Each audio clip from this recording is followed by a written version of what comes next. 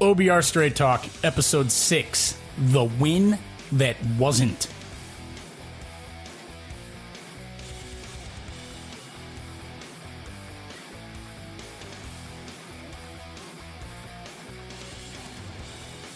Welcome back to this week's episode of OBR Straight Talk, Browns fans. And before we even get into it, I just want to apologize. I want to apologize to every single one of you out there who thought that you were going to 2-1-1 yesterday. My co-host, Scott Kennison, even tweeted it out during the game. He thought that you were going to 2-1-1. Instead, the refs, Browns coaching, the Browns defense, an inefficient offense for a few drives in a row in the middle of that game, whatever you want to blame it on, your victory was snatched from you. It was taken away, and John Gruden was given his first victory as the Raiders coach. I am sorry. I wanted to apologize. I know my apology doesn't really mean shit to you, but I do want to apologize because every one of you thought when the Browns were up 28-14, Baker was dealing, the defense was looking competent, that you were about to have a victory Monday. I thought I was going to record a victory podcast, but instead, here we are, the win that wasn't, 45-42 loss in overtime. I got to rewind. Hey, everybody, I'm Bob Evans. Welcome to the OBR Straight Talk. He's Scott Kennison. Later, we will hopefully have Lane Adkins as usual. But today, Scott, I'm just going to turn it over to you at the beginning. I need to take a deep breath. You know, I had to apologize to everybody because even though we don't control the outcome of the game, I feel like no matter how you slice it, this one was snatched from us. There's so much to unpack from this game. Good, bad, ugly. Were the Browns even cheated? And I've got to say yes. And I'm going to start right there. I've spent a lot of time on social media talking to people over the last 2 days. Yesterday and today. Yes. But been arguing this one on social media. And I talked to a 10-year NFL veteran. Guy had a 10-year career in the NFL on multiple teams. You can name drop if you want. No, I'm not going to name drop because I'm not going to put his words out there because I wasn't told, that I could put his words out there. But the end all be all is that I talked to an NFL player about this, and he's infuriated too. And what he's saying is you can't just make the excuse. He says, yeah, of course, you don't want to put it in a situation where the refs can take the game away from you. But the call on the field was first down. The game was literally over. It was over and done with. 3 kneel downs, and the Browns are out of there with a win. The refs go back there, and from what we saw on TV and from what they saw on the Jumbotron in the stadium, there was no clear angle that Carlos Hyde was short. There was no inconclusive evidence. And in that, the Browns were done. And you think you have a win. Everyone there thinks you have a win, and that call gets overturned, and then Oakland gets a chance they shouldn't have had to go down and win. And then everyone says, you should have played better, you shouldn't have made the mistakes you made, and then you win the game.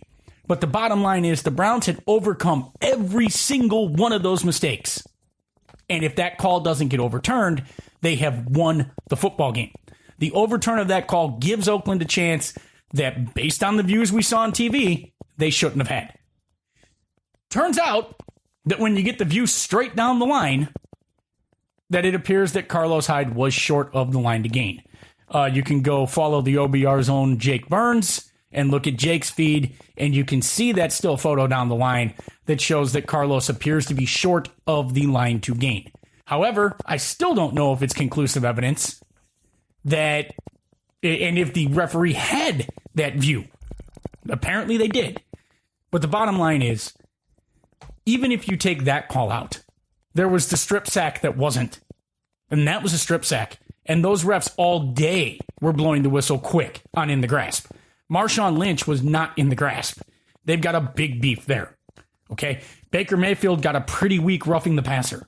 That was terrible officiating by the refs. And when you sit there and say, rise above the calls, rise above the officiating, you're making an excuse for part-time $300,000, $400,000, $500,000 a year salaried guys to be incompetent. No, I'm sorry. When you get paid $300,000 a year to work 16 days a year, 17 days a year, you better get it right. You better get it right more often than not. And there had better be consequences when you get it wrong. Football is a billion-dollar industry. Maybe not billion, multi-million, billion-dollar industry. It's one of the biggest businesses in America. Tons of money spent on it. And you're going to sit there and say that it's okay for the officials to be incompetent. Why? Why do you demand competency from the Browns? You sit there and tell the Browns that as professionals, they needed to be better if they wanted to win the game. So then you're making an excuse when you say that for the officials to be bad. Now, look, I get it. Officials aren't going to be perfect. They're going to miss a hold. They're going to get a pass interference wrong. But when you get down to massive, important calls, such as that strip sack on Derek Carr, it can't be wrong.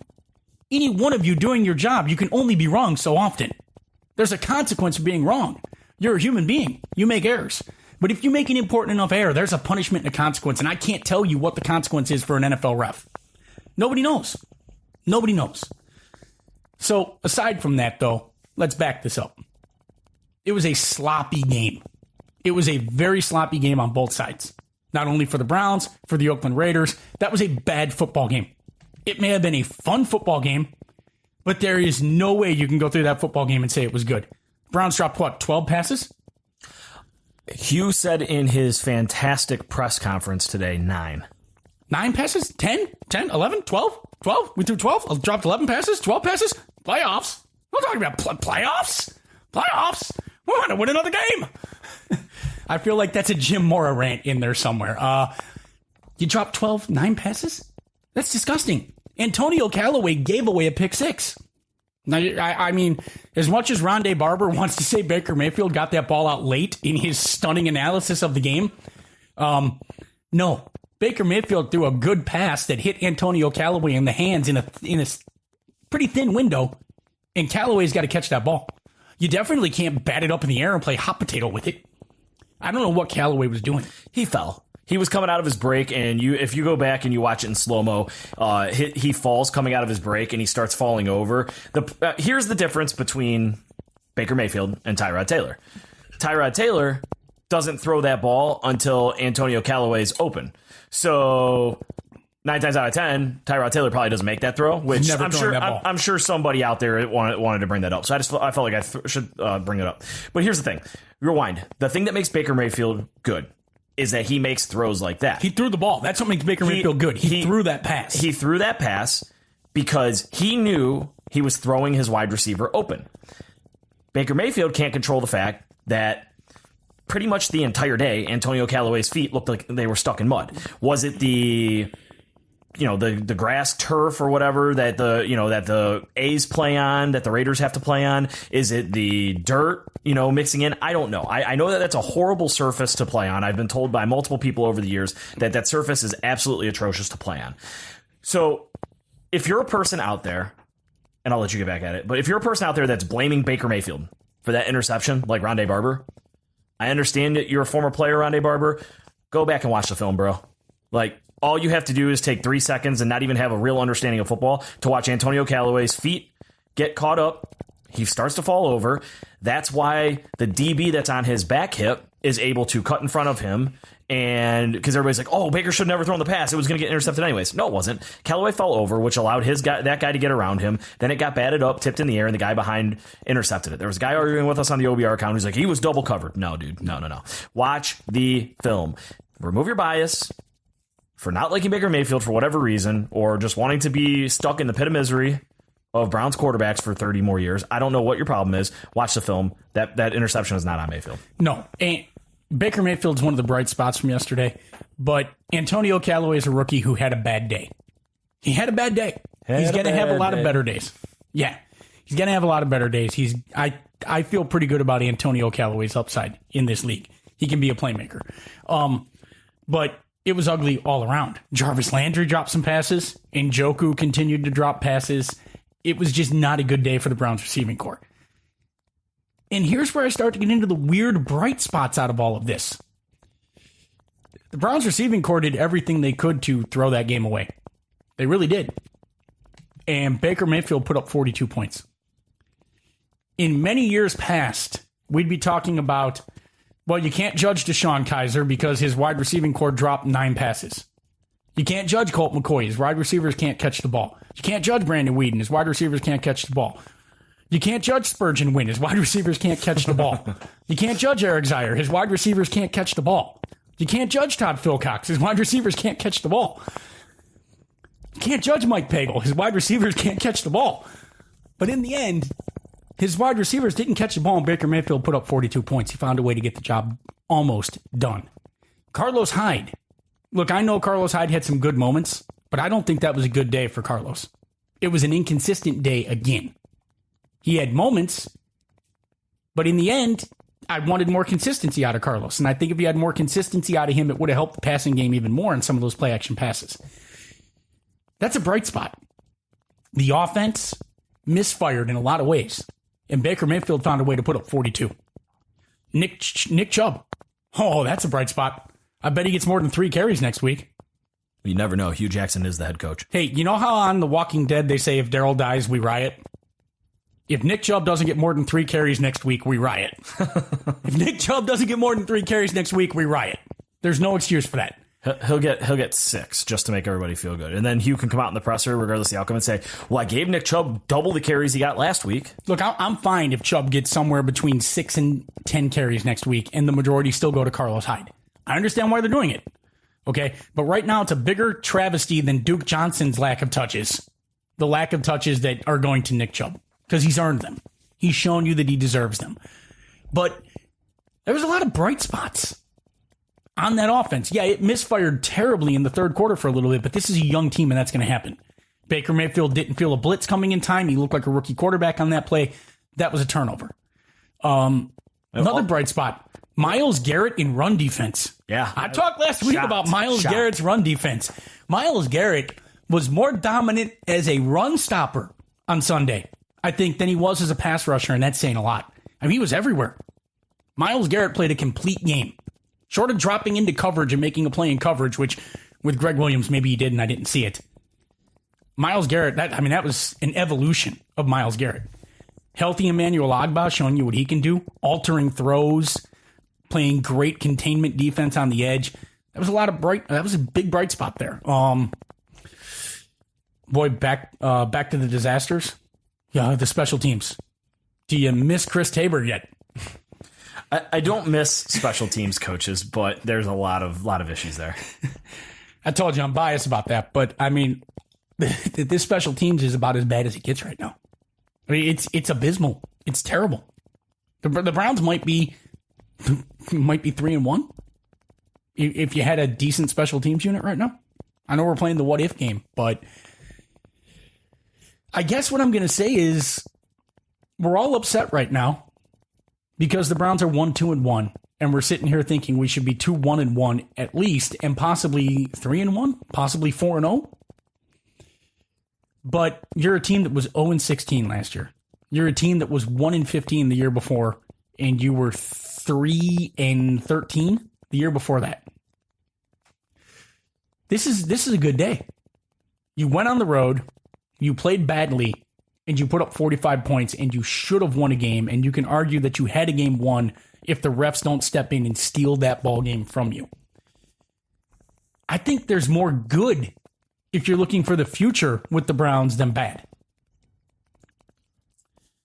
Does Baker Mayfield remind you of Brett Favre yet? Because everyone wants to talk about him being the next Drew Brees. To me, this kid is a dick pic to Jen Sturger away from being the young gunslinger. So I know I probably upset some people who don't like that, but I mean, oh, jeez. All right.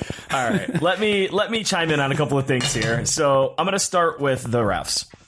And mainly I want to start with the refs because while you're talking, I'm continuously watching over and over on a loop here. Baker Mayfield get smashed in the face, a hand go into his face mask, turn his head as he's falling right back with Walt Anderson staring directly at the play late in that game. And no flag was thrown. I'm not a refs decided the outcome of the game type of person. I've never been that way. I think that, like many people, I want my team to capitalize on the opportunities to extend the lead when they're up 28-14 and not even put themselves in a position to let the refs control the outcome of the game. However, in this one, There's just multiple plays on both sides of the field that are just mind-boggling to me, like you said. The Carlos Hyde overturn annoys me because on TV, we didn't get that downline view that I showed you from Jake before the podcast. So on TV, with the views that we're given as fans, there's nothing to show that he didn't get the first down there or that the elbow and wrist were down. When you look at Jake's view that he got from the Game Pass after the game in slowing it down motion and all of that, see, we're watching it all in quick motion. I mean, we all had to pause it, rewind it, all that stuff. You know, in the quick view, you don't get to see that. All you see is a guy who looks like he's at least on the 19-yard line, which is where the Browns needed to get. And the thing that drives me crazy is that on the field, it was called a first down. 99.9% of the time, that does not get overturned. There's not irrefutable evidence. It just doesn't, because I mean, when you see it in Jake's screen cap, you can see that the ball is tucked away in the right arm and that the left wrist, left elbow are down. But here's the thing, and they say it during the game: the yellow line is not always the correct representation of the line to gain. So even when Carlos is down a little bit, it looks like he's laying somewhere at least close. Like, you can't tell if the ball would be touching the invisible line of the 19 or not. So that's what's really tough for me, is that even the NFL issued a little bit ago, you know, we're recording this at 8:30 p.m. on Monday night. So at around 7:45 or so, the NFL issued a statement saying that the downline view is the one that showed them that, you know, he was short. Fine, whatever. It is what it is. But I never saw one view during the game that was, you know, irrefutable evidence or whatever their exact statement is for overturning a call. I never saw one view during the game in that short period of time on the review that said, okay, you have to overturn this. Like, you have to, and it's not because I'm a Browns fan. It's just in general, just as a football fan. And so, like, the Walt Anderson missing Baker Mayfield's head getting ripped off really drives me crazy. Even though Nick Chubb ended up running for a touchdown right afterwards, the Jannard Avery and Myles Garrett sandwich of Derek Carr that was called said his forward progress was stopped. Since when does a quarterback get hit and the ball goes out as soon as he gets hit, and that is forward progress stopped? We're not talking about a quarterback that was trying to get pulled forward or trying to run forward out of the sack or falling forward or anything like that, and then the ball coming out as he was going to the ground. We're talking about the fact that two guys hit a man and he dropped the football, and you said that his forward progress was stopped. Equally bad. Let's just show where I'm biased. Oh, the Marshawn Lynch call was terrible. Too. But on the other side of things, though, with the Marshawn Lynch call, I mean, that was ridiculous. I mean, everybody, if you've watched Marshawn Lynch play football, you know not to blow the whistle, because you know his feet aren't stopping. You know he's going to continue to fight. On top of that, though, how the hell does the ref almost get kicked in the head by Marshawn Lynch trying to punt the football, and there's not a penalty called there? It almost should have been an ejection. If he would have connected with that football, they would have had to eject him from the game. Yeah.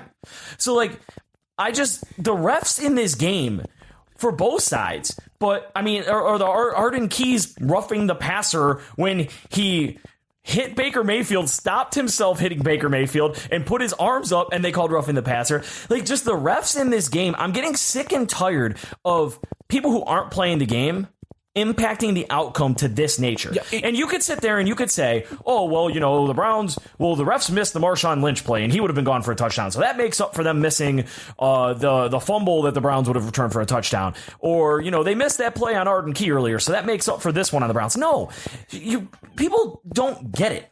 Okay, when you play the game of football, there is a certain impact, or any sport, there's a certain impact big momentum plays have on a football game. Okay? Larry Ogunjobi scooping up a football and getting a fat guy touchdown, dude, that can demoralize the Raiders and hype the Browns defense even more. So when they're going back out on the field, they're playing at another level. Again, this is all shit that we cannot predict, but we can't say for sure, but the impact is more demoralizing on a scoop and score than it is on a run. And it's just like the whole refs thing. So I don't want to blame the refs, but I've never felt at the end of the game like somebody got screwed. You know, one of the sides got screwed. I'm going to go back to this, and this has to be talked about, because it annoys me when the fans come out and say, don't blame the refs, don't blame the refs, play better, play above the refs. That's said by someone in my mind who hasn't... Look, yeah, you got to overcome a bad call or two. But when a referee is, when the refs are missing multiple calls over and over and over again, sometimes you can't outplay the refs. Sometimes you literally cannot outplay the referees giving teams extra first downs. Sometimes you really, I mean, look, it's hard enough to get off the field in the NFL as a defense. And when you give Derek Carr an extra first down because there's a holding call that wasn't called, okay, that makes your job that much tougher, okay? It's magnified when you're playing someone like Tom Brady or Aaron Rodgers, okay? When you're on offense, it's hard enough to get a first down. If there's a phantom holding call that puts you back 10 yards and sets you now at 1st and 20 instead of a first down and 1st and 10 and momentum moving, that changes everything too. And it doesn't matter if it's football or basketball. You talk about overcoming bad foul calls. Well, if LeBron James has 3 fouls on him in the first half, that changes how he has to play offense and defense. And then you wonder, why isn't he, I'm going to basketball, but it's the same analogy. The refs can change a game. They can change a football game. Pass interference call that gets called that shouldn't. All of a sudden, these are momentum plays. But I also think that sometimes maybe some people haven't played sports in 20 years since high school or college ended. Because you don't have to play sports in a professional level to know how frustrating it is to be the guy out there on a team competing for 60 minutes of a football game or whatever you're playing and have a referee make a blatantly horrible call that all sides acknowledge are wrong and change the game and change the outcome of a game to feel robbed. And I don't understand as an amateur athlete just kicking it around or how as a professional athlete you can sit there and excuse the referee. The referee is getting paid, whether it's for beer league softball, Sunday morning flag football, or Sundays in the NFL. That referee is getting paid. Why is there no expectation of competency? Yeah, human error happens.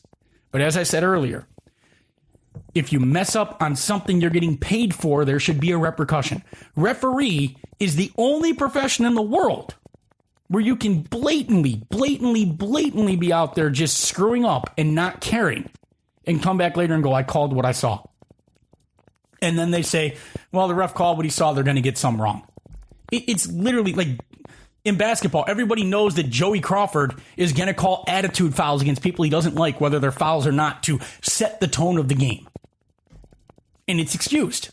And in the NFL, you could call holding on every play. So that's why that blatant hold wasn't called on that play. There's 8 of them out there? How many more refs do you need to get the game of football correctly? And to call what's supposed to be called and not overcall the game or undercall the game? I mean, look, these guys are wrecking their bodies. They're in the equivalency of a car crash every play. And I'm telling you, if I was one of the players, you'd have had to physically restrain me from punching, what's his name, Walt Anderson. You'd have had to physically restrain me from turning his face into a mashed potato on Sunday if I was a member of the Cleveland Browns. Or the Oakland Raiders. Soon to be Las Vegas Raiders. You'd have had to physically restrain me from assaulting him. Now, I don't know if that makes me insane and someone who shouldn't be allowed out in civilized society. Just ask your softball league. But, I mean, yeah. That's in my beer league softball championship. I pulled a Lou Piniella and got ejected on purpose, nose to nose with the ump because I felt he was calling the strike zone a little one-sided. It worked. Came back and won the game. Maybe they came back and won the game because, they played well, not because I fired them up. But I like to believe that I fired them up. All right. So for me, I'm going to move past the ref thing right now. I mean, I said my piece on that. I do want to go to, and I know you mentioned a few bright spots from this game. Obviously, there was a lot of different players, a lot of different analysis that we can get into. But I need to, because I just saw this flash across on Twitter, I'm going to lead with this because this is where I want to go with this conversation of this game and something that needs to change ASAP or else this season is going to continue to be maddening. So James Palmer just tweeted, Andy Reid just went for it on 4th and inches from his own 35. Hunt gets it. Now, obviously, the Browns had a pretty significant situation yesterday in Hugh Jackson, 4th and inches from their own 18 with a chance to end the game. They already thought the game was over with. So 4th and inches, Could have gone straight forward with Baker Mayfield. Don't tell me he's short and he can't get it. Drew Brees converts like 87% of those for his career. Don't tell me that Carlos Hyde couldn't have fallen forward. Don't tell me Darren Fells or whatever play you want to call. All right. I don't. Wait, you're going to run the tight end? I don't care. You're going to run the third string tight end in a handoff? I don't care. He's a fullback. Pat Shurmur. He's the fullback. But no. It's not about who would have gone for it there, or it's not about which players would have gone for it. I don't hate Hugh Jackson's decision to punt the ball there. Like you're saying you need to go 70 yards, score a touchdown, and get a 2-point conversion to send this into OT. I don't hate it. I hate Hugh Jackson's response to it today in the press conference. Like every single damn time Hugh Jackson opens his mouth thinking he's the smartest, most arrogant man in the room. Yes, people out there who commented last week, I don't like Hugh Jackson. I used to like Hugh Jackson. I thought it was a great hire at the time. 2+ years of Hugh Jackson and his pompous attitude in these press conferences and just the way that he carries himself like he's Bill frickin' Belichick and can respond to the media any way he wants. Dude, you've won 2 football games in almost 2.5 years. 2 football games. When somebody asks you, did you consider it? Did you consider possibly going for it there? And you just reply, no. Just, it never even crossed your mind? If that's true, as a head coach, trying to win a football game on the road in the NFL, which he hasn't done with the Browns, never won a road game. The fact that it didn't even go off inside of his head that he should consider possibly going for it and ending the football game right here on the road in a tough environment. I don't care that football team was 0-3. Road games in the NFL, as you said, well, NFL games aren't easy to win. Road games, even more difficult. The fact that, again, we are dealing with Hugh Jackson's ineptitude as a head coach, potentially costing us a football game, is driving me crazy. And on top of that, this extends to his defensive coordinator, his special teams coach, his offensive coordinator. I don't want to just take the whole coaching staff and throw them under the bus because you put up 42 points. But at multiple points in time during that game, I was ready to go full on Scott Kennison, put a mic together and just start screaming at somebody. Because I just don't get it. Greg Williams is a veteran defensive coordinator in this league. Yet he refuses to adjust. Oh, my play call here is a Tampa 2, and we're gonna send 9. Okay, great. We're gonna leave the middle of the field open. We're gonna leave this same exact play, even though Derek Carr has proved he's gonna gash us on it all day long. But hey, you know what? Derek beat us again. You know, over and over and over and over again for the entire time Greg Williams has been here. It's the same thing. Years past, everybody's excuse was, well, he doesn't have the players. He doesn't have the talent. Okay, what the hell is the excuse now? Yes, guys, I understand the Cleveland Browns defense is playing better than it has in the entire time that Greg Williams has been here. I also just watched the Cleveland Browns and Greg Williams defense give up 45 points to the Oakland Raiders.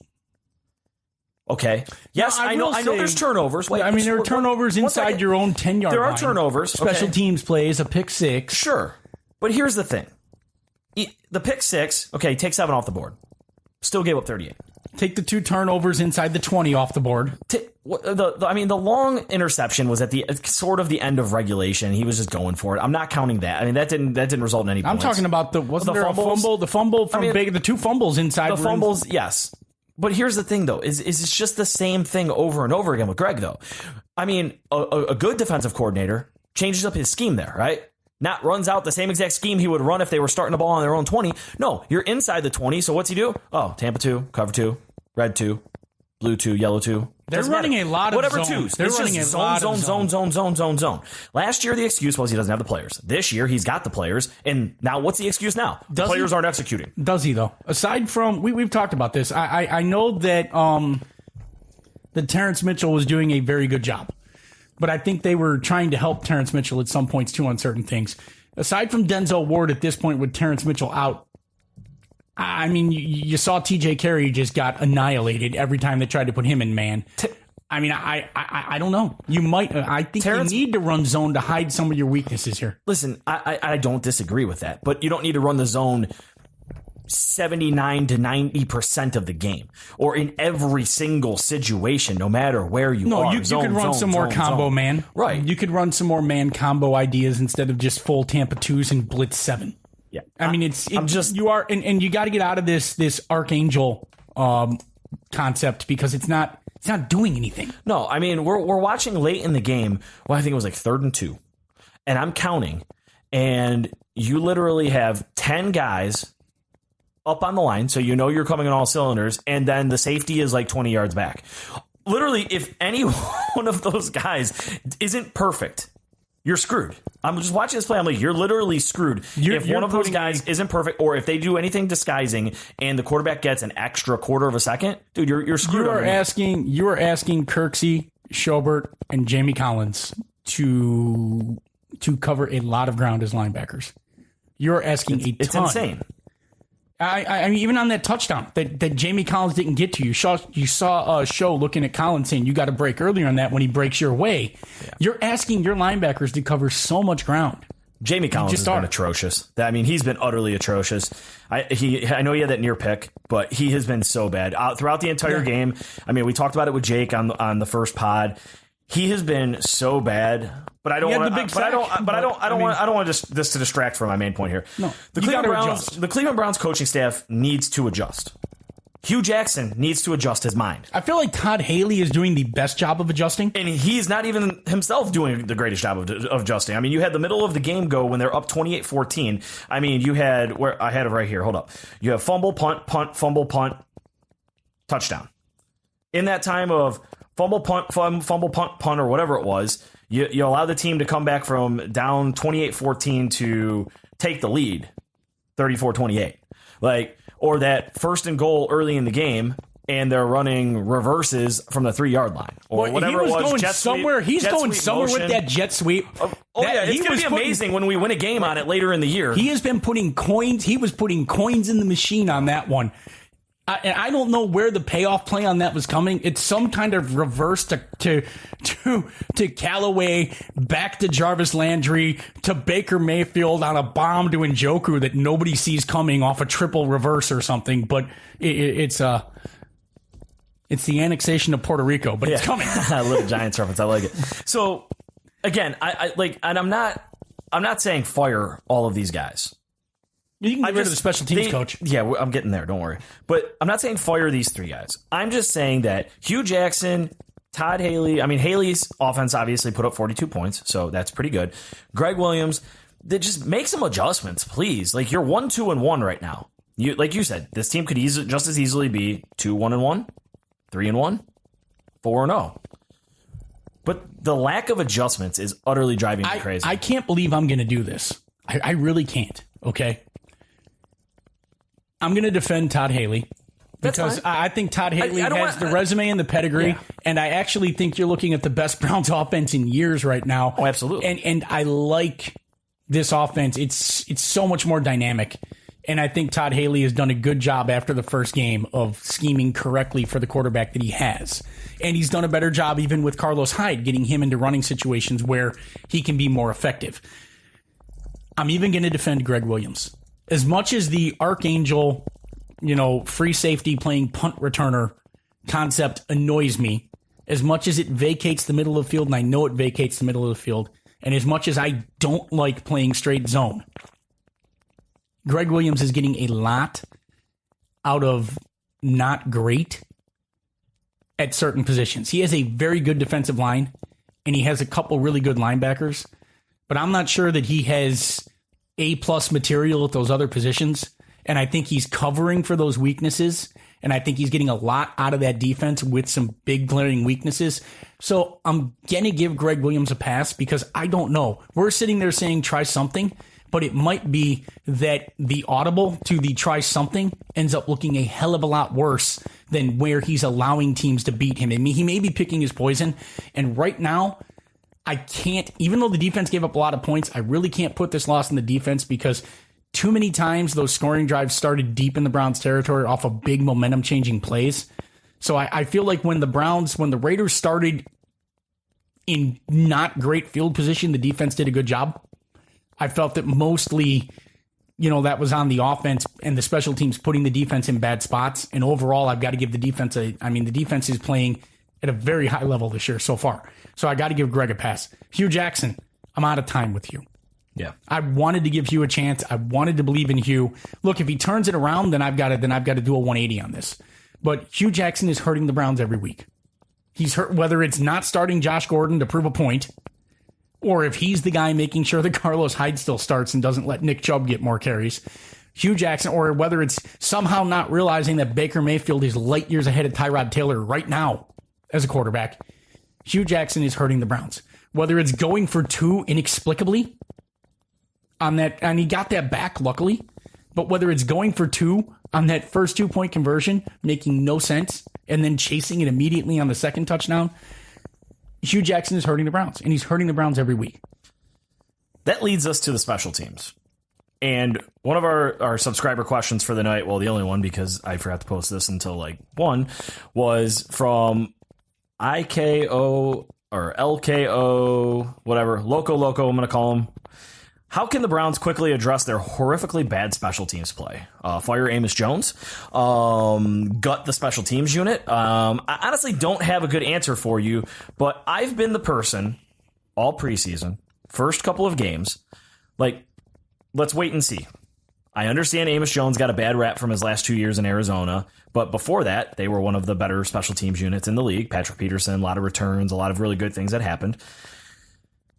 After 4 football games, I'm ready to fire a special teams coach and cut any non-essentials from the special teams unit and just go out there on the wire and find 2 things. 1, players that have a damn clue how to not over pursue every single punt. And 2, a punt/kickoff returner who understands that, hey, if I'm in the end zone on a kickoff and I catch this football and I put my knee on the ground, my offense gets to start at the 25. There's only a couple of players in the league that average over 25 yards on each return. So if I'm in this big-ass area where people celebrate and I catch the ball, it's painted, put me on ground. Let offense start at the 25, and they only have 75 yards to go. Instead of watching Jabril Peppers come out, veer left, and get tackled at the 17.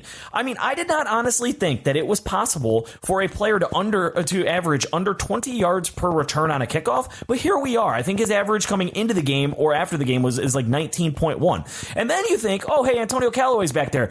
He's going to make a better decision. Boom, nope, 16 yards. Amos Jones, for the simple fact that he isn't just screaming at these guys, if you're in this big-ass rectangle, put your knee on the ground, should be fired just for that.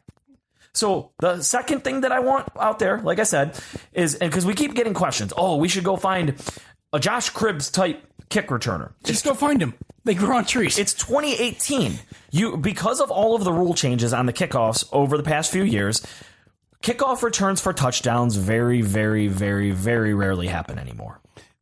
You're not going to find it. I just love the go find a Josh Cribbs type kickoff returner. Literally, one of the Josh Cribbs is literally one of the 5 greatest kickoff return specialists in the history of the NFL. You just go find one of those? Apparently. So how do we quickly address the horrifically bad special teams play? You can't. But you can look at the end of the roster and say, all right, we kept this guy, and this guy because we thought we were going to get something out of them as a project. They're not progressing, and they're not giving us enough on special teams. Let's go out and find a guy who has contributed on special teams, who can probably provide depth at another position for us, and just go from there. This is coming full circle for me. There were many years where I said, we're wasting roster spots on Marlon Moore and Tank Carter because they're special team specialists. Marlon Moore and Tank Carter. Every year Bring them back. Oh, my gosh. I'd be so happy to get a guy like Marlon Moore out there making special teams plays and Tank Carter making special teams plays so that I don't have to watch the punt unit allow them to return it for, I think it's something that was stupid, like 25, 30 yards. So I got to say. Every other one. I mean, look. I got to bring back dose reality here.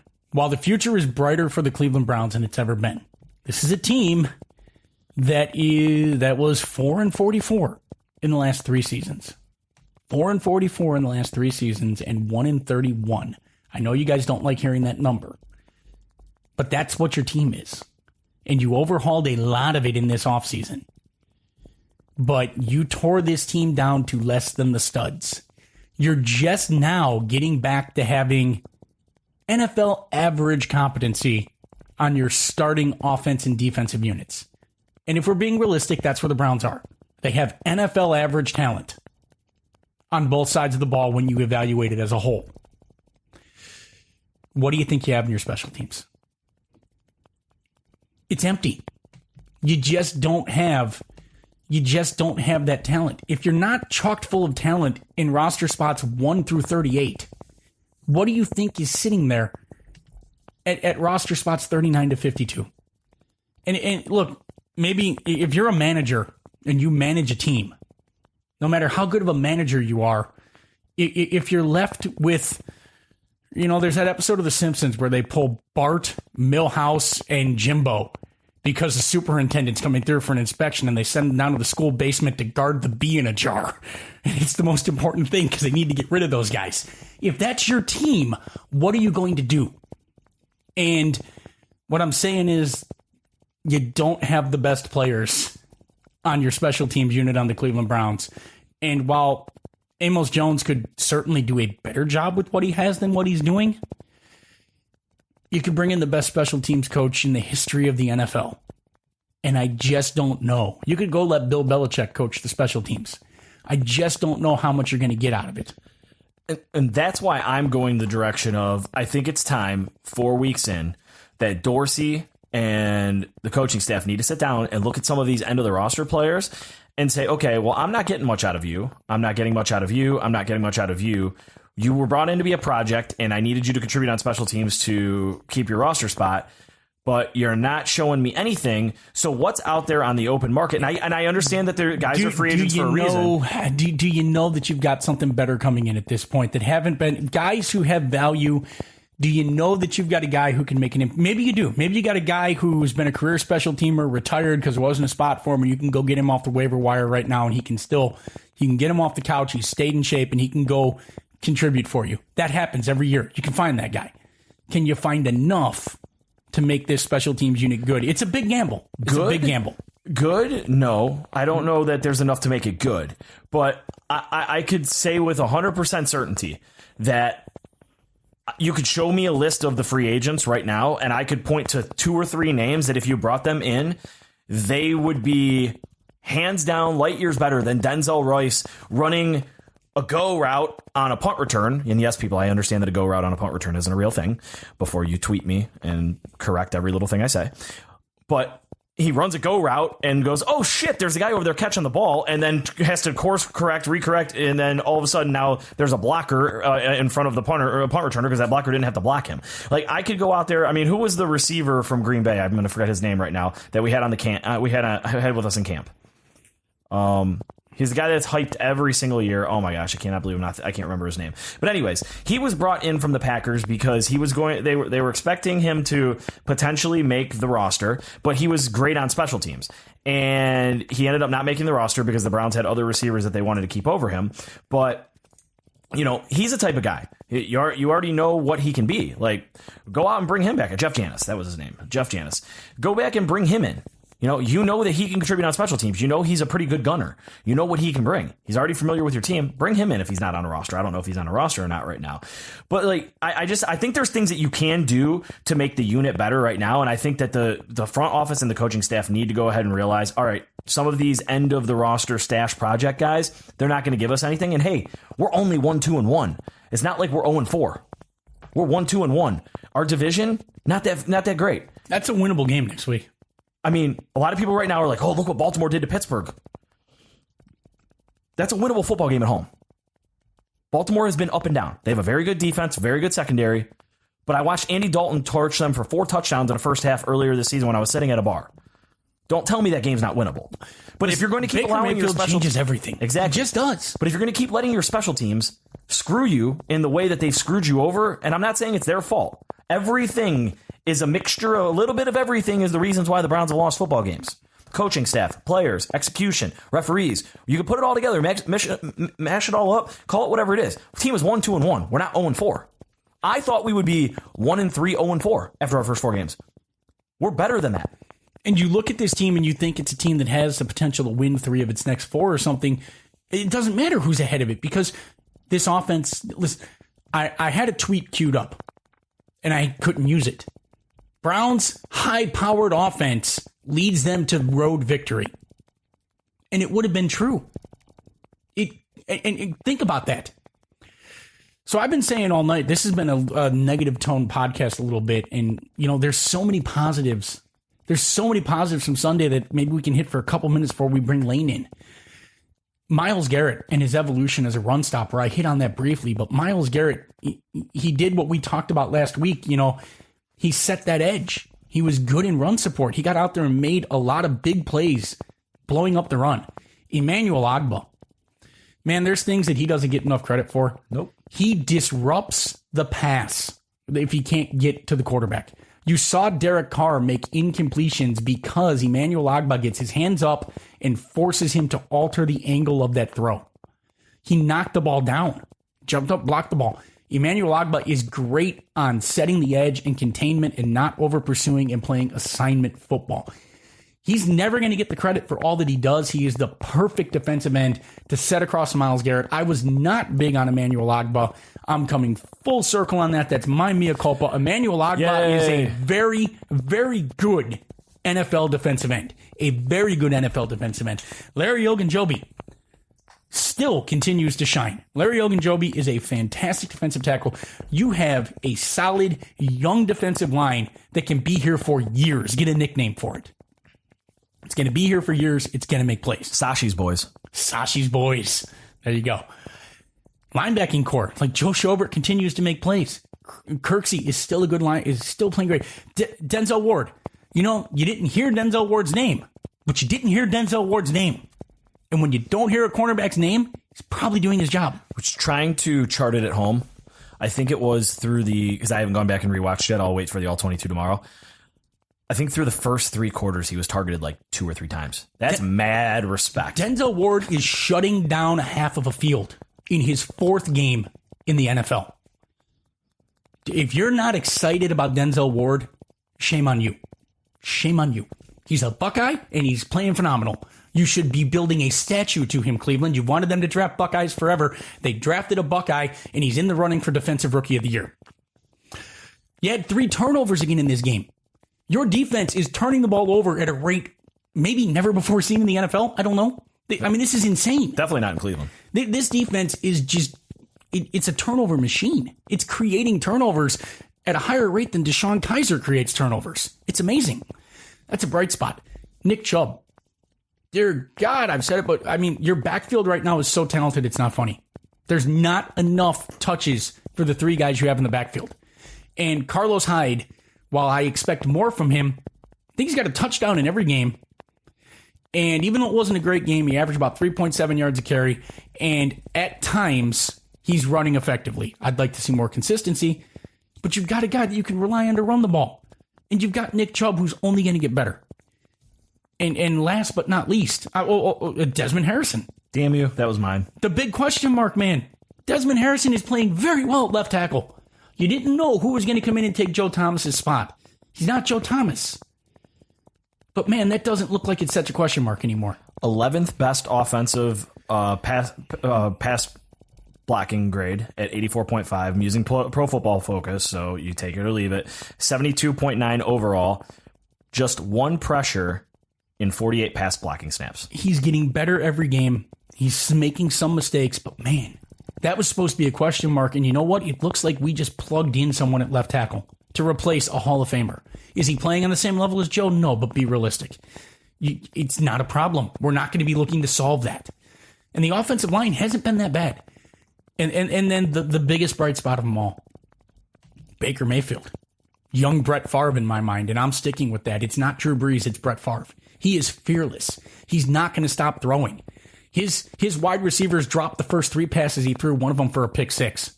Didn't faze Baker. He didn't get shitty with his wide receivers. He kept going back to them, kept taking shots. Yeah, he threw that interception at the end of the game, but he threw the interception at the end of the game because he took a shot. Should he have not taken the shot? Absolutely. Do I want him to have better judgment in the future? Absolutely. Am I happy that he was unafraid to throw the ball up and take a shot? Yeah, because if you're going to be great, you can't be afraid to throw the ball. Baker Mayfield never once was afraid. When they were down, Baker Mayfield didn't wilt. He said, we had a terrible third quarter, and that's the point where the wheels fall off the Browns wagon, and Baker Mayfield said, screw this, we're going back down. He had some help from Nick Chubb, but Baker Mayfield was making plays. And I said, you like the fact that he's unafraid, and I compare him to Brett Favre. Brett Favre never saw a pass he couldn't complete, and that's what made him great. If you take Brett Favre right now and take him back to that NFC Championship game where he threw that interception that he should have never thrown and put him in Scott Bakula's quantum leap machine and jumped him back into his own life, knowing what was going to happen, Brett would probably come out of the huddle and go, okay, I'm just going to throw this ball to the harder this time. I can complete that pass. I'll put a little more on it this time and throw, because that's what you need to be a great quarterback. So you got to have a short memory playing cornerback. You got to have a short memory playing quarterback. And you got to love what you saw to Baker. Just because no matter what went wrong, it didn't faze him. He kept throwing the ball. And that's what I really wanted to see. I wanted to see what happens to Baker Mayfield when things go wrong. I wanted to see what happened when he threw an interception. And what I saw was a guy who had the same confidence and the same fearlessness after things went very wrong. And it didn't faze him a bit. That's a leader. That's a winner. That's a football player. And this time those aren't empty words because he's actually backing it up with results. The future's bright. That was a sloppy game. A lot of things went wrong. But listen, I've watched abysmal football in this town for 17 of the last 19 years. This is for the first time ever, man. There is a light at the end of the tunnel, and it's not a freight train. This is the Browns are going. I'm telling you, the Browns are going in the right direction. This is not the fake 4 wins at the end of the Mangini season. This is not a fake turn. This team is moving in the right direction, and Baker Mayfield changes everything. So since you took all of the positive players that I had, I want to drop one in. Sorry, Bob. It's okay. I want to drop one in, and then I want to expand just a tad bit on Baker, and then we can go to Lane. So the one player that I think is going to continuously, as the season goes on, going to continue to be better and better, and nobody ever wants to talk about him, for whatever reason, is Rashard Hollywood Higgins.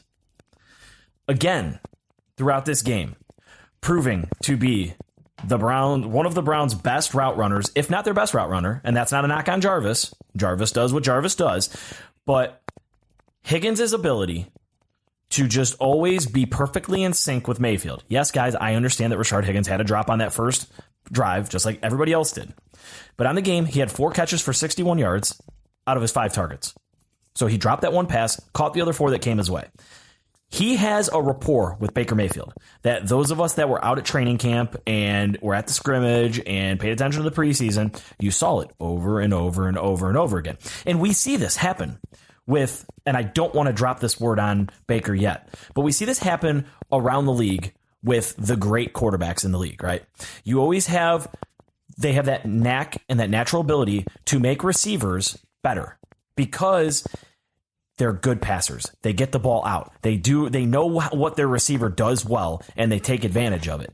I think Rashard Hollywood Higgins has the ability right now, and this is going to go against what everybody else thinks. I think he has the ability to step up and be the true number 2 receiver in this offense next to Jarvis Landry. Now, that's not knocking Antonio Callaway. But right now, you have a young kid who didn't play football all year last year, who's out there making some concentration drops, looking like he's not trusting himself, because that's generally what happens when your feet look like you're in mud out there. You're not trusting the route you're running, or you're not trusting knowing where the ball is going to be yet.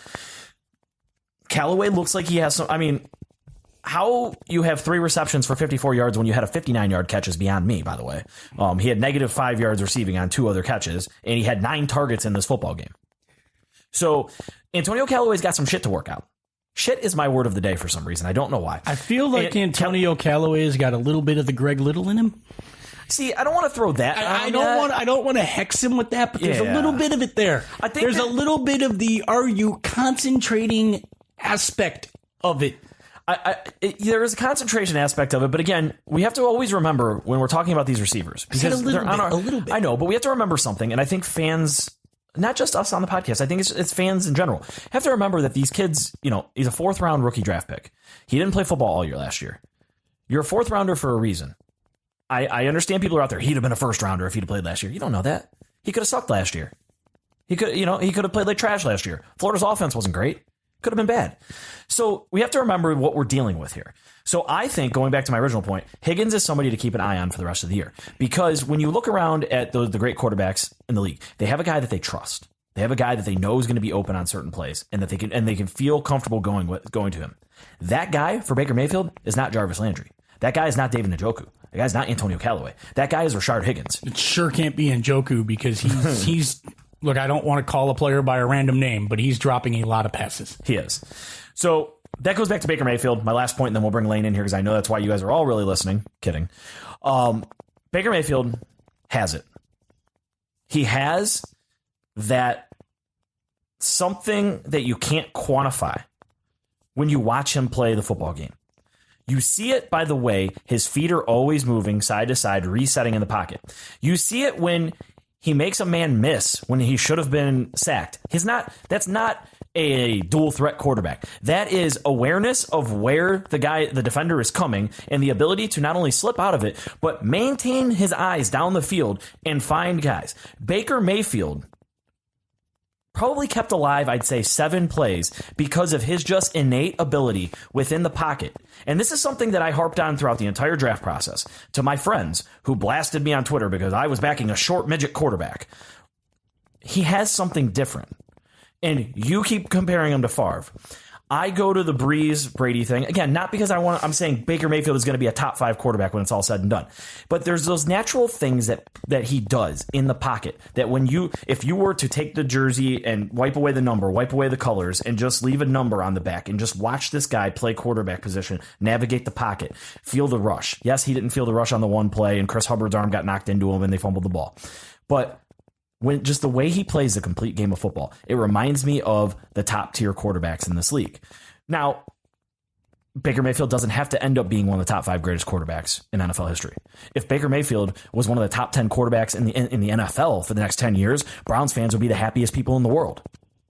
Because that means you wouldn't be going through 30 quarterbacks in a 19-year span again. But what he does is he elevates his teammates because of that. Because they see him working his ass off, being the best he can be in that pocket, continuing to extend plays and want to keep his eyes downfield. And that whole team gravitates toward him. Yep.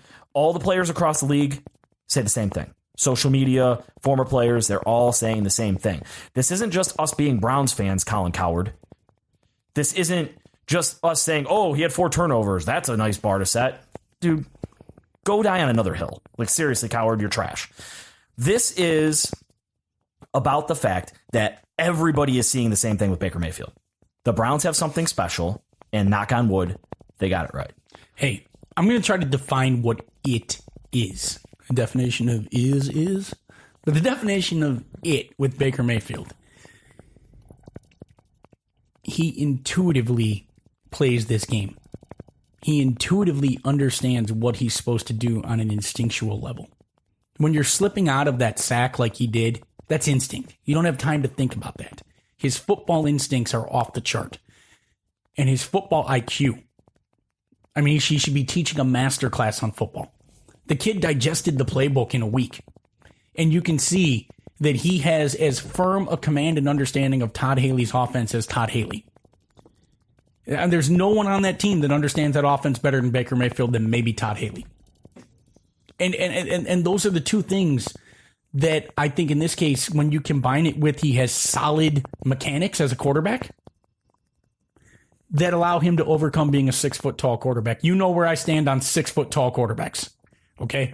You're chasing a unicorn usually when you're looking for a 6-foot-tall quarterback to be great in the NFL. There's Drew Brees and Russell Wilson, and then you got to drop down to Doug Flutie and David Garrard on the list of great sub 6'1" quarterbacks. But I think Baker Mayfield is the exception to the rule because of everything I just said. I mean, he's got a cannon for an arm. He's got good mechanics. He's got a football IQ that's off the chart, and he's fearless. That's the other it factor. He is not afraid. He is never going to be afraid. He is everything that you all thought Johnny Football was. Without the drug addiction, as far as we know.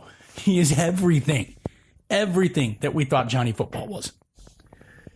And it changes everything. It just does. It changes every evaluation of this team that you can make. You paired him with I'm going to say it, an elite wide receiver in Jarvis Landry, who is among the best in the NFL at what he does.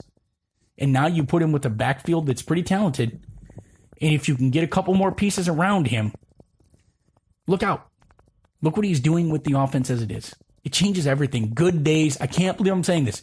Good days are ahead for Cleveland Browns fans. It is not our time this year, but it's coming. And it's coming very quickly. On that note, let's go ahead and welcome in the godfather of OBR Straight Talk. You know him. We introduce him as the man, the myth, the legend every single week. Lane Adkins, welcome on into the podcast. Let's just dive right in because I know you are ready to go. I'm not even going to ask you a question to start. I just want to give you an open forum. What are your thoughts on what transpired in that football game yesterday? Cleveland Browns put themselves in a position they didn't need to be in to lose that game. They could have won that game and should have won that game without having to worry about the officiating playing a major role, which is a common factor in all professional sports anymore. It comes down to just a few big plays. They put them in a position to win. Terrence Mitchell goes down. They have to start relying on TJ Carey in defensive backfield. He's getting chewed up. Defense getting gassed just on the field way too long. Carr getting the ball out, and your result is a 45-42 loss because you can't cover, you can't tackle, and you're just beat. Yeah, that's basically it. Now I want to go back to that last thought right there. So you can't cover, you can't tackle, you're getting beat. Earlier in the podcast, I harped big time on Greg Williams' defensive scheme.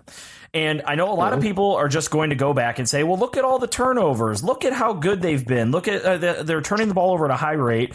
They still don't have all of the good defensive talent out there. How much of the Browns' problems on defense do you think are tied to the scheme and the defensive coordinator? Well, you live by the blitz, you die by the blitz. That's how this game's played. When you can't get to the quarterback and you got a quarterback that can get the ball out, the odds are that you are going to be beaten on more occasions than that. And that's what happened in the case here. I mean, when Mitchell went out of the game, you just lost a significant cover guy. And, TJ Carey just got his ass handed to him. Gaines was pretty mediocre, average, you would say. They stayed away from Denzel Ward because they knew that was the one guy who could kill him. And it's just a problem. And, you gave up 560-some yards to the Oakland Raiders. I mean, come on.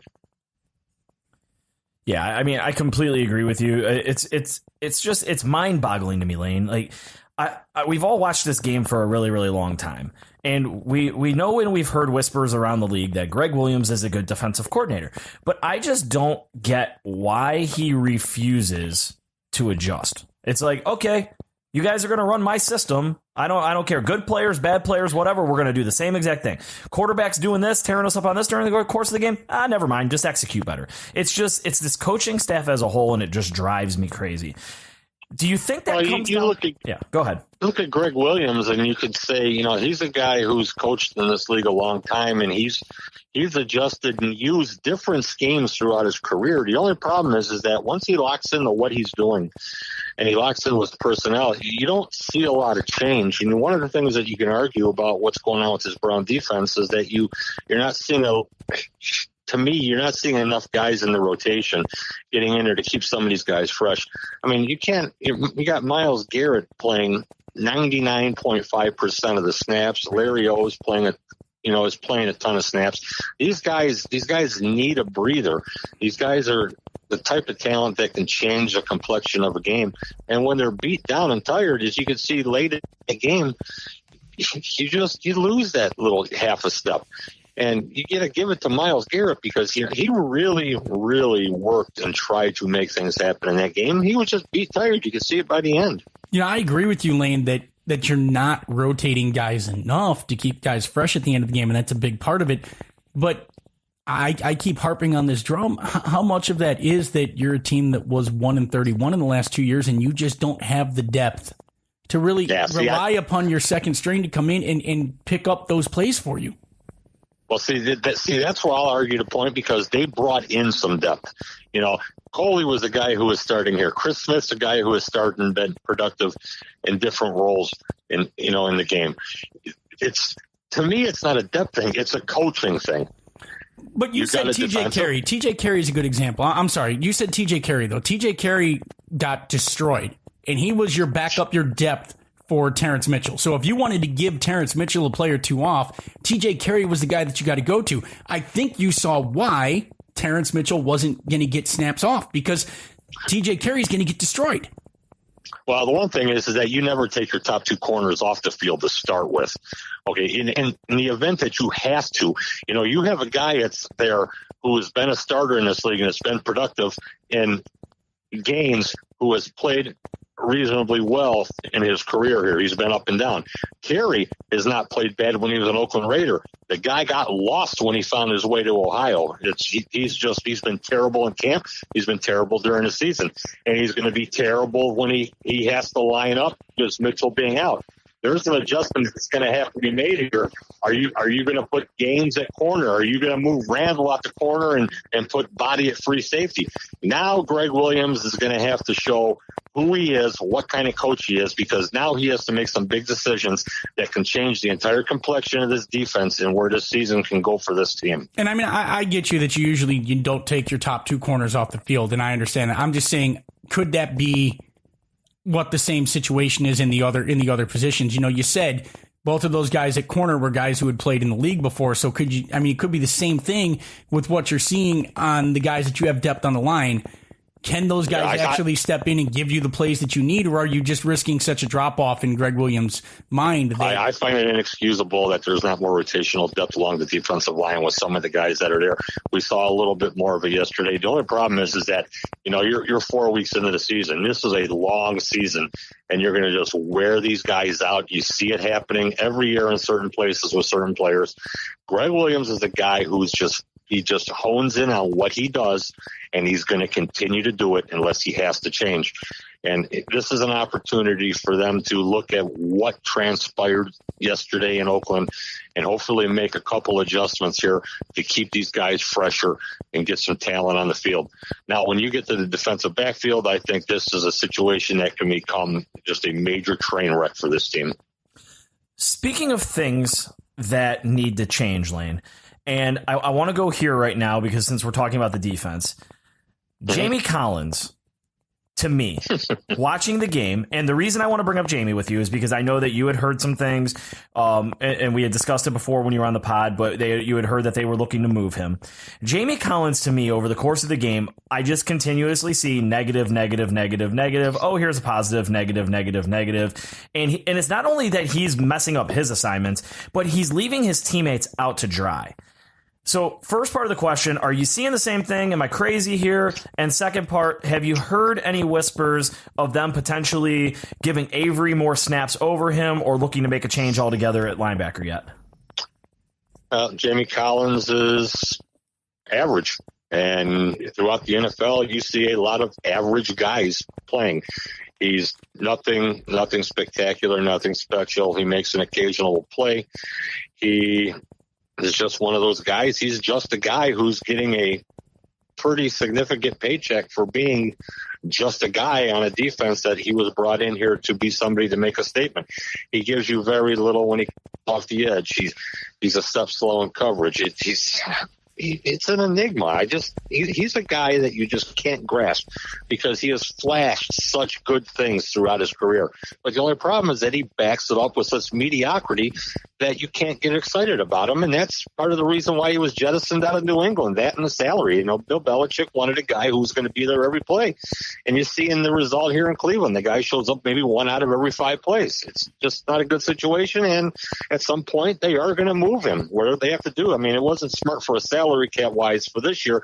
Going forward next year, it's an easier swallow for him. So, second part of that question, any whispers coming out of Berea? I know it might be a little too quick to ask because, the turnaround, the game was just yesterday and they came back cross country. Any whispers of a change coming? No, I haven't heard anything further. I think that unless something really pops up on the screen for them that this guy's going to be here this year and come the off season, we'll just see the direction they go. All right. Well, then flipping over to the defensive backfield, because you were just alluding to that. Terrence Mitchell going to be out for quite some time, possibly the season with the forearm injury. TJ Carey looked like utter trash. I've questioned all offseason long about them giving him $8 million for this year and a 4-year deal with $31 million. That will probably never see the light of day. EJ Gaines showed some okayness yesterday. After that, we're talking about Denzel Rice and some guy named Tavir Thomas that I know nothing about. Do we potentially? Obviously, I think it sounds like from what you're saying that you could see a train wreck coming. Do you think the team maybe goes out and makes a move this week? I don't know. I know there's not a lot out there. I know Breeland finally got picked up by, I think it was the Packers. Is there? Yep. You think they maybe bring some guys in house and try to add to that unit real quick? Well, you can bet your ass that John Dorsey and crew are looking around to see what kind of availability there is, not just what's on the street as a street free agent, but what teams are doing. And I look at it and I'm going, Carey hasn't shown anything. The guy just scares me. Gaines, he's hot and cold. He's a guy that you can play opposite Denzel Ward and some good things could happen. The only problem is that he's like a time bomb. He's going to have that one play here and there, which was a reputation of Terrence Mitchell before coming to Cleveland. That, he'd make 3 good plays and then that one play that he wouldn't make would kill you. He's in that type of mode. It's just there's no depth behind those guys. And that's where it came into when they were looking at guys like Pac-Man Jones, and Breeland, guys that have been in the league, have been there, done it. They did it on a high level that you want to bring in. You want to have that kind of depth. The Browns are in trouble now unless one of these guys can step up. And I just question, either of the 2 immediate candidates being the guy to do it. Maybe I'm wrong. I feel like this whole thing is being like the Browns may be overthinking this thing because I feel like the answer is Brian Body Calhoun. He's playing backup safety right now and slot corner in the nickel packages. Why not move him into that spot? He's shown that he can play corner on an NFL level, and I feel he's got to be better than Gaines and Carey at this point. The only problem that you have with Body Calhoun is the quick twitch receivers. He gets in trouble with those guys, but he proved that he could play on a reasonable level. The other question is going to come down to is that, Demarius Randall, even though he's a free safety, he's been in coverage quite a bit, and you're looking at him, and he's one of the highest rated free safeties in the game right now, and he has experience at corner. Do you take that gamble, lining him more in corner and Calhoun more at free safety? It's going to be an interesting week in Berea to see what they do, especially lining up against the Ravens come Sunday in Cleveland. I get that idea to switch Randall because he's done it before, but he's playing very well at free safety. I don't know why you'd mess with that before you try to make the least amount of changes possible and slot Calhoun in there. But who knows what Greg Williams will decide to do. I feel like personally wouldn't do it. That. I'd try Calhoun first and see what happens. I wouldn't make that move. I would just slide Calhoun in if, depending on what him and Gaines are doing, I leave Randall where he is, and I would, let the chips fall where they may, and you adjust from that point on. You don't want to take 2 positions and weaken both positions, which could very well be the case if you move Randall to corner. But I really expect that we will see him on some corner assignments going forward here. Switching sides of the ball real quick. Nick Chubb. 3 carries, 2 touchdowns. It's got to be time, right? I mean, I'm not saying that Hyde doesn't deserve to still get 15 carries, but it's got to be time to try to carve out 10 touches a game for Nick Chubb, right? Yeah, Chubb has to get some opportunities here. They're definitely afraid to put him on the field, and everybody looks and says, oh, shit, they're going to run the ball. This guy can't do anything to help him pass protect. Something? You lined him up 3 times yesterday, and he took it to the house twice. So what does that tell you? The guy has talent. He sees the hole, he hits the hole, and he's gone. That's what you want a running back to do. That was the premise of what this offense was supposed to be in the running game. He has to get opportunities. With Baker Mayfield on the field at quarterback, with a legitimate running game, this offense is going to be tough to stop. And they stopped themselves with 9 drops. So Chubb has to get on the field. I mean, it's just all there is to it. Him and Hyde need to split more of these carries. And the same thing is they got to get Duke Johnson on the field because he's another playmaker. That feels so good to hear, that part where you said that the Browns have an offense that's going to be really tough to stop. That feels great to hear. I just had to chime in there. Scott? No, it absolutely feels great to be able to say that. But thoughts on you Baker. Look at it. They 2 games with Baker Mayfield. He plays a half, and then he plays against Oakland. They basically, when they were stopped, they stopped themselves with penalties, drops, turnovers. This team has offensive skill players to get things done here. I'd still like to see another wide receiver here. I would love to see a return specialist here, but they're building things the right way here, and the opportunity going forward looks really good. Are you like so I'm hearing it, you're like Bob and I, you're completely sold on Baker Mayfield at this point? Like, I feel he changes everything. I feel I didn't think I don't know what, I'm not saying this team's going to go on a run and finish with 10 wins, but I definitely feel like this team might be able to get hot and go win 7-8 games and maybe give you some meaningful games in December, potentially, where you can fool yourself into thinking there's a chance there. I just think Baker changes everything. I really do. Well, you watch and you see what he does on the field, and you can see that his reactionary time is good. He makes quick decisions. He gets the ball out. He throws a catchable ball.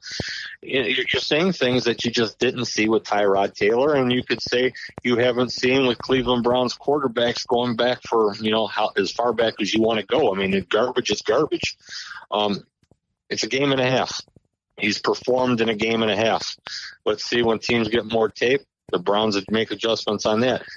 The one thing that you can say with what he does is that he is decisive. He makes a decision and he throws the football. And that's what you want out of your quarterback. Smart, quick decisions, get the ball out, and the team gets energized. You can see they rally around it. They love that personality. It's just an entirely different situation with number 6 under center. I was saying everyone compares him to Drew Brees because that's a natural go-to, but, I've beaten the drum here on this podcast, but I see more Favre. I see baby Favre in him. Yeah. Just that fearless gunslinger mentality. Yeah. I mean, you can say what you want about it. He's not the biggest guy, 6'1.5" maybe. He's not the most physical guy, but man, he's a freaking gunslinger, man. He's not afraid to get back there and throw the football. And you like to have a quarterback like that who makes good decisions. I mean, he's going to throw picks. It's going to happen because he takes chances. But it's just a mentality that we haven't viewed in Cleveland, or it's a mentality that you may have had in Cleveland, but you didn't have the talent to back that up. This young man is showing that he belongs. You may have a few games here in the future where, as going forward, it's one of those games where Baker throws 3 interceptions in the first half, but he comes back and throws 5 touchdowns in the second half to lead you back to a win. Because he's not going to stop throwing. Yeah, it's just the concerning thing to me is that, the quality of depth at wide receiver, and you got David Njoku dropping important passes every week. Something like, bitched about back in training camp, and people were like, oh, no, he does fine.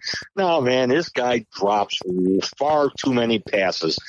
And, I sat here and was counting back, and I got 8 drops out of that game. I don't know what, the CEO of the Cleveland Browns had to say today in his press conference, and it's inexcusable about that involved in a professional by a game.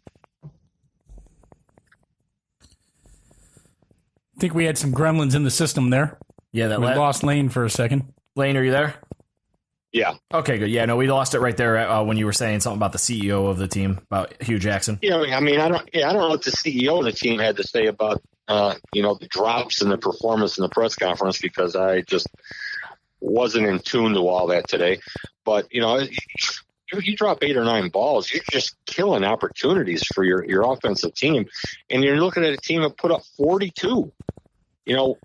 It's hard. You just can't imagine what the potential going forward is if, this team can hold on to the ball or get themselves a receiver who's reliable to hold on to the ball while somebody like Antonio Callaway, gets reps and starts to gain the experience needed. So putting this all together, we have a 1-2-1 football team, and we have a game coming up this week against a 3-1 Baltimore Ravens team. I've watched the Ravens play football, and you see them destroy the Bills. Then you see Andy Dalton hang 4 touchdowns on them in the first half. Then they beat Denver. Then they beat Pittsburgh. They according to the statistics sites, they have one of the best secondaries in the league again, and they had one of the best secondaries in the league last year. Thoughts on how the Browns can get their second victory of the year this Sunday against the Ravens? You're gonna have to protect and you got to attack. I mean, there's no way about it. You have to go after that defense, because if you don't, they're going to swallow you. That's their mentality. They're coming for you. You have to beat them. When they're coming on that blitz, you have to hit the hot reads, and it's something Baker Mayfield can do. It's gonna be interesting. These receivers are going to have to bail out the quarterback, because there is going to be plenty of opportunities for them to do that. And as far as their secondary is concerned, any secondary in this league can be beaten if the quarterback is given time. And that's the only one of the issues I have with the receiving core of this team, is that, you don't have too many guys who just stand out, but you have some speed. You got some guys with good hands and opportunity have been in the league. So it's gonna be a chess match, which I think the Browns match up reasonably well with the Ravens. Well, Lane, fantastic stuff as always. We always appreciate the insight. All the listeners out there do. So thank you very much, and we will talk to you next week. All right, take it easy, guys. Yep.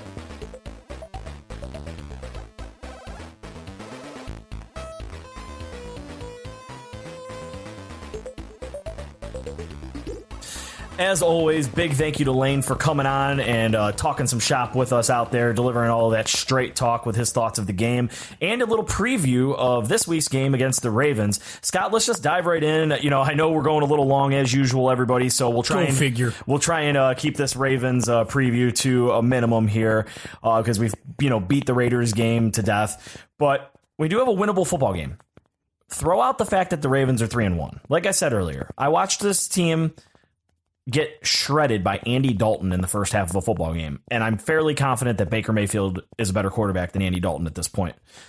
And that's a game and a half of football of watching Baker Mayfield play. So, Scott, what do you think? I asked Lane the same question. What do you think the Browns need to do to get a victory over the Ravens this Sunday? Well, first off, they've got to stay out of their own way.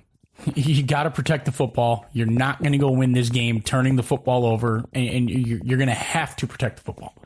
Your defense is going to have to continue to do what it does and turn the football over. And we'll hit the basics. Your special teams unit has to be not atrocious. You're going to have to keep big plays out on special teams. Those are the basic things you got to do to beat the Ravens. But I'm going to keep harping on this drum here. You're going against a very good secondary that is going to look to be opportunistic against a young rookie quarterback. This is going to be probably the toughest test so far. By far the toughest test so far for Baker Mayfield. About to find out what it means to play a high-level NFL defense with a good secondary. You're going to have to run the ball to help Baker Mayfield. Nick Chubb can help you do that. Carlos Hyde is going to have to be consistent. Todd Haley is going to have to help him with some screen passes and some quick hits, help Baker Mayfield out. But essentially, I still think you've got to run the ball to be able to allow Baker Mayfield to be effective with what he does, especially with some of these play-action passes. There was a play-action pass to Njoku that didn't clear the linebackers, as I said. Had the running game been more effective with Carlos Hyde, that linebacker would have hesitated getting into that drop a little more, and that pass would have went for a big gain. You're going to need an effective running game to keep that Ravens defense on its heels a little bit. Because if you're only passing, they're going to tee off at Baker, and it's going to be a tall task for a rookie quarterback, even one as talented as Baker Mayfield, to overcome. For me, I see two major areas of opportunity for the Cleveland Browns in this one. The first one, somehow the Ravens have won 3 football games averaging 3.1 yards per carry on the ground. We just watched Marshawn Lynch absolutely gash the Cleveland Browns to the tune of, I don't know, I forget exactly what it was. I think he had like 150 yards rushing. So you have a guy in Alex Collins who's averaging 3.5 per carry himself, and the Ravens as a team are averaging 3.1 per carry. Do not let the Ravens run game get going. If you can keep forcing the Ravens and Joe Flacco to beat you, I think that sets this team up for a good chance to win. And why is that? John Brown, Willie Snead, Michael Crabtree. Like, we're not talking about the Ravens when they had, elite Steve, I don't want to say elite, but peak Steve Smith. When the Ravens had receivers that should scare you. Their leading receiver right now is John Brown, who's a very good, who's been good during his career in Arizona. And for some reason, he's revitalized this year and he's averaging 22.5 yards per catch. But you know how to contain a John Brown. He's a deep threat guy. You know how to contain a Michael Crabtree. He's a possession guy and a guy around, the end zone who's going to make a lot of plays. Like, you know how to stop the receivers that the Ravens have. Nobody's a game breaker in their receiving core. So if you don't let that running game get going, you can really key in and zone in on, even though your defensive backfield is beaten up, just like Lane said, with Terrence Mitchell out, and you don't know what's next, Denzel Ward is easily going to take away his half of the field as usual. So you're basically saying that somebody out of John Brown, Willie Snead, and Michael Crabtree is going to have to beat me. If I'm Greg Williams, I got to feel really good about that. Like, we're not talking about Amari Cooper, Jordy Nelson, Jared Cook. I think that the Browns are actually facing a worse passing offense this week than they just did in Oakland. So for me, don't let that run game get going for Baltimore and just make the receivers who they are. Bunch of average, middle of the field receivers. Nobody, and it belongs even in the top 50 wide receiver conversation at this stage of their career. Prediction. This is so tough because in years past, I knew with the Cleveland Browns playing the Baltimore Ravens who I needed to take. But as sloppy as that game was last week, you saw so much good that makes you think that this team can go out at home and beat the Baltimore Ravens. And as much as I want to take the Cleveland Browns in this game, I can't. And I think this one is one that gets away from them at the end.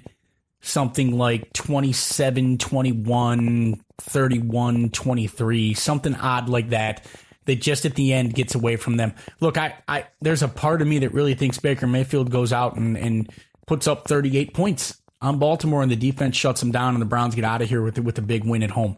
And they come back and set, because look, if you don't get this win, it starts to get a little rough from here. You got the Falcons coming, you've got the Chiefs, you've got the Panthers, you got the Chargers, you got some rough games coming.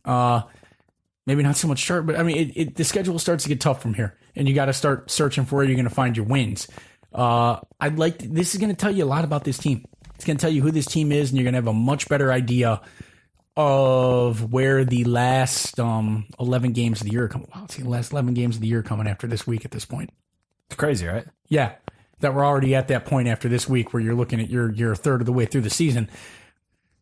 But like, this is one of those games that you go win it. What you can build on from there is big, but it's a game that if you lose it, boy, I don't know where that turns, and where it goes from there. This team, I feel like it's right on the edge. So, but I think in the end, it's probably just not enough that this team just isn't ready yet to start finishing these games. I think you see a point again where you think the Browns are going to get this game, and it just gets away from them at the end. This is a tough prediction for me because when you look at the Ravens, I see in their 3 wins, they've given up 3, 14, and 14. Now, Buffalo with Nathan Peterman, Denver with Case Keenum, and Pittsburgh against Roethlisberger, who's looking like an absolute utter shell of himself right now. And I say, I think Baker Mayfield can be better than that. But again, we're talking about his second career start and going into quarters 7, 8, 9, and 10 of his NFL career against what's looking like an elite secondary in the NFL. So for me, I want to pick the Browns, but when I look at what just happened in Oakland, it's one of those games where it's like, yeah, we scored 42 points. That's awesome. That's great. Our offense has the capability of doing that. But it feels like a letdown game for me. It feels like a team that's going into a rivalry game and the first opportunity for Baker Mayfield to play the Ravens, and everybody's like, yeah, we're going to go out there, we're going to set the tone and show them who's going to be the man for the next 15 years. But at the same time, it could be a team that goes, damn, we just blew this, and that coaching staff is already not good at keeping them, I don't want to say in line, but kind of, you know what I'm saying. Like that discipline is just not there on the football field. So I don't know if the coaching staff has the ability to have their minds right and get them up for this type of game after a letdown like that. This locker room feels like they should be 2-1-1 right now. And instead they're 1-2-1 facing a damn good defense. Yeah. So my prediction, I'm going to say Ravens 24, Browns 20. It's going to be close, but the Browns can't overcome. I just don't know what this team is yet. This team, it's one of two things. This is either a very talented, like 4-win team that's on the verge of a season later being a 9 or 10-win team, or it's a team that's just going to take off in the second half of the year and be the story, the breakout team of the year, and go somehow sneak 8-9 wins out. I don't know what it is yet, and I think this game is going to tell you a lot about what this team is. But what I go back to and why I can't take the Browns to win this game is, one, that special teams unit is atrocious. And you can't usually win a game on special teams, but you can lose a game on special teams very easily. And the other problem with this is that this team is just still very sloppy. It's a very sloppy team, and I think you're going to go up against a team that's not going to be sloppy, and that's how you lose close football games. And I think this is probably a very even football game, but the more disciplined professional team at this moment appears to be the Ravens. When the Browns, I hate to say this, when they learn how to win, it's going to go off like that, but they don't appear to know how to close and win football games yet. They just don't. Well, on that note, I hope we're wrong. I hope next Monday we're talking about a Browns victory over the Ravens, and I hope I'm not harping on and sounding kind of dark and defeated out here about the coaching staff. I hope we get to talk about good things next week. I think we both agree that this team is on the verge, and I think regardless of what happens the rest of 2018, 2019 is going to be a hell of a year. Well, on that note, thank you everybody for listening to the podcast as usual. Don't forget to subscribe on all of your favorite podcast stations, channels, whatever the hell they're calling them these days. Big thank you to Lane for joining the podcast as well. Until next time, Scott, go Browns.